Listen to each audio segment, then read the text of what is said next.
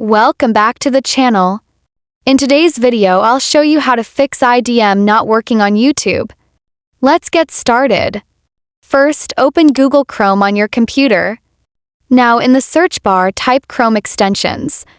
Tap on the first link and it will take you to the Chrome Web Store, which is the main dashboard for extensions. In the search bar of the Chrome Web Store, type IDM Integration Module. You'll see several options, but the official one from Internet Download Manager, Tonek Incorporated, is the one you should choose. I personally prefer the IDM Integration Module because it's safe and works perfectly with YouTube. Now tap on Add to Chrome. A small pop-up will appear, just tap on Add Extension. After a few seconds, it'll be installed successfully.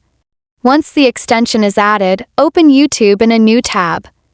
Now play any video, and you'll notice the IDM download panel appearing automatically above the video.